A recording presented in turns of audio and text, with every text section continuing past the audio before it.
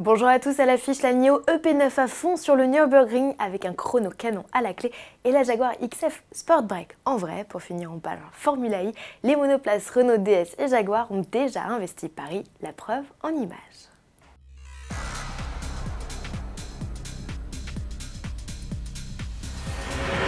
La supercar NIO EP9 s'illustre de nouveau au Nürburgring et de quelle manière, déjà détentrice du record de la piste dans la catégorie des voitures électriques, la chinoise s'adjuge cette fois le titre chez les voitures de route. Aux mains du pilote écossais Peter Dumbrek, la NIO EP9 a bouclé les 20,8 km de piste en un temps canon, 6 minutes 45 secondes et 90 centièmes.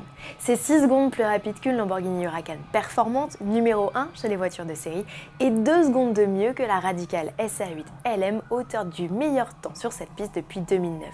La vidéo du tour de piste est impressionnante, l'atmosphère sonore spéciale avec ce sifflement constant des 4 moteurs électriques. Mais comment NIO est-il parvenu à gagner 20 secondes entre ces deux sessions ? De nouveaux pneus, une cartographie moteur améliorée, de meilleures conditions climatiques et un pilote plus expérimenté sont certainement les clés de la performance, puisque côté technique, NIO l'affirme, le P9 conserve le même niveau de puissance, 1360 chevaux, et pèse le même poids, 1735 kg. Alors y aura-t-il riposte? Et si oui, de qui? On a hâte de le savoir. En bref, le XF Sport Break, dont on a découvert le profil sur la pelouse de Wimbledon, prend vie. Toujours camouflé, le break a parcouru quelques kilomètres sur les routes d'Écosse à la découverte du terrain de tennis le plus éloigné du Royaume-Uni. À son volant, le joueur Tim Henman, ex-numéro 1 britannique, un titre qu'il a depuis cédé à Andy Murray. Et si on parle du numéro 1 mondial aujourd'hui, c'est tout simplement parce que Jaguar l'a choisi pour révéler le XF Sport Break le 14 juin prochain.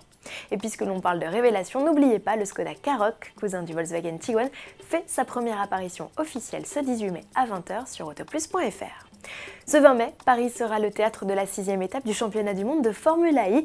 Pour la 2e année consécutive, la ville lumière accueille pilotes et écuries sur un circuit de près de 2 km autour des Invalides. Des équipes qui n'ont pas attendu le jour J pour investir la capitale.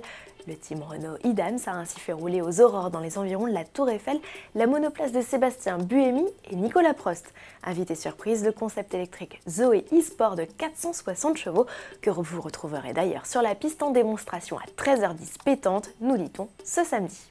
Autre équipe, autre parcours. DS engagé dans la course avec Sam Bird et José María López a préféré le secteur des Champs-Élysées pour présenter au public parisien sa monoplace, modèle qui a paradé pour l'occasion avec le concept électrique e-Tense, bolide de 402 chevaux qui avait fait sensation l'an passé sur le circuit et qui sera cette année exposé à tous au cœur du e-village avec le DS7 Crossback.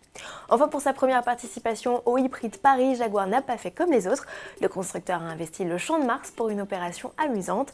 2 répliques miniatures de la vraie monoplace électrique ont été réalisées pour permettre à des enfants de 5 à 10 ans de goûter aux joies de la course automobile zéro émission.